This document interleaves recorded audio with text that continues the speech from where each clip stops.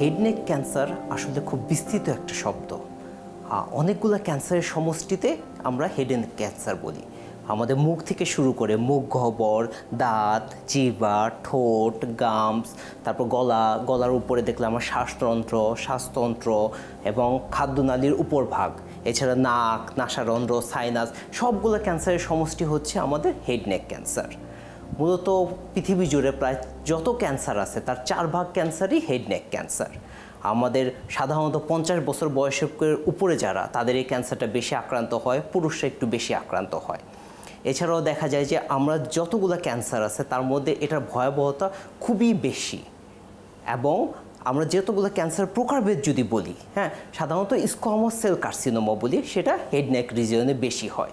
এছাড়া লিম্ফোমা হতে পারে, সার্কোমা হতে পারে।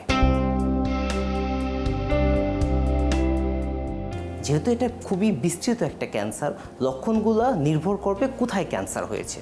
যেমন আমি যদি বলি মুখের ক্যান্সার প্রথমে শুরু হয় ছোট ছোট লাল লাল বা সাদা সাদা ছোপ বা ছোট ঘা, সেখান থেকে আস্তে আস্তে খুব বড় ঘা হয়ে গেল।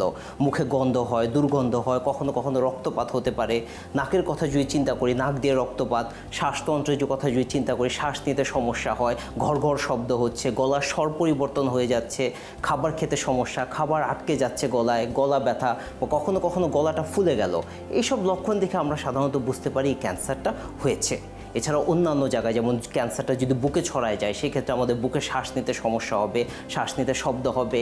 এছাড়া খাবার আটকে যাবে, সেখান থেকে বমি হতে পারে, বমির সাথে রক্তপাত হতে পারে, কফ আসতে পারে, কফের সাথে রক্তপাত হতে পারে। এইসব লক্ষণ দেখে সাধারণত ধরা হয় যে এই ক্যান্সার হয়েছে।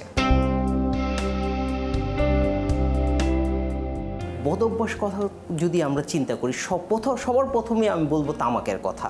সে তামাকটা ধোঁয়াযুক্ত তামাক হতে পারে, যেমন বিড়ি, সিগারেট, সেখান থেকে ক্যান্সারটা হয়।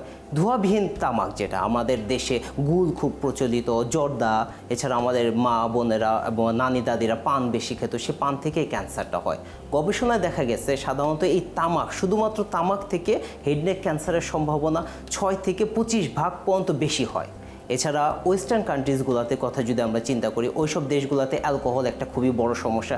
এই অ্যালকোহল থেকে হেড নেক ক্যান্সার হয়। অ্যালকোহল থেকে সাধারণত 2 থেকে 6 গুণ বেশি হতে পারে ক্যান্সার। এবং আমরা যদি দুটাকে একসাথে যোগ করি, যে কেউ অ্যালকোহলও খাচ্ছে এবং ধূমপানও করছে, তার এই সম্ভাবনাটা 40 ভাগ পর্যন্ত বেড়ে যেতে পারে।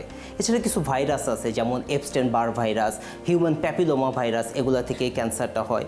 কিছু আমাদের কিছু অকুপেশনাল রিজন আছে, যেমন যারা নাকি টেক্সটাইল কারখানায় কাজ করে, সেখান থেকে সিনথেটিক ফাইবার থেকে এই হেড নেক ক্যান্সার হতে পারে।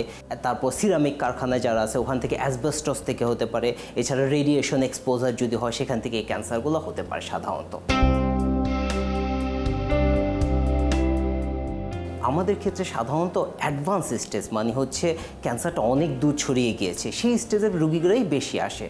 আমাদের বাংলাদেশে গবেষণায় দেখা গেছে সাধারণত 60% মানে 60 ভাগের উপরে রোগী আসে এরকম অনেক অ্যাডভান্স স্টেজে।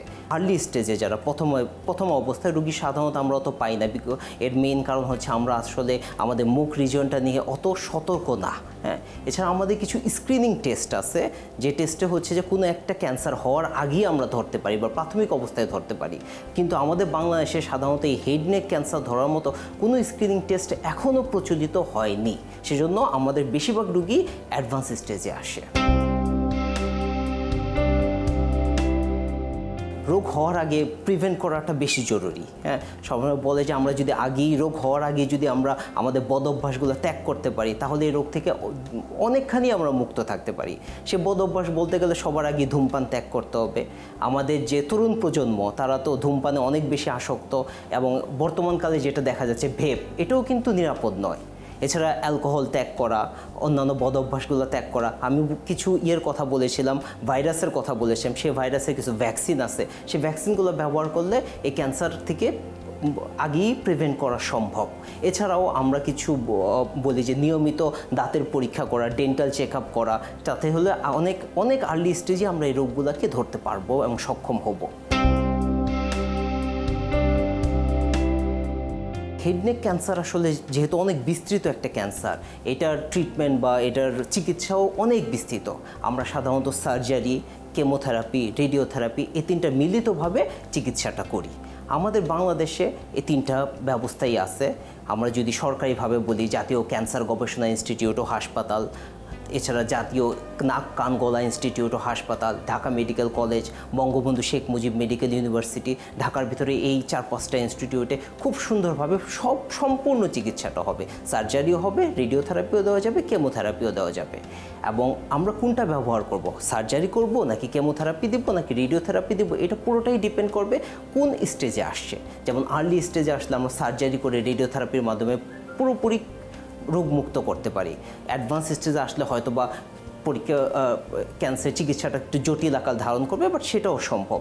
বেসরকারিভাবে যদি বলি, আমাদের নাক কান গলা ক্যান্সার ইনস্টিটিউট আছে, আসানিয়া মিশন ক্যান্সার হাসপাতাল আছে, ল্যাবেট ক্যান্সার হাসপাতাল এবং আরও অনেকগুলো হাসপাতাল আছে যেখানে পরিপূর্ণ চিকিৎসা হয়।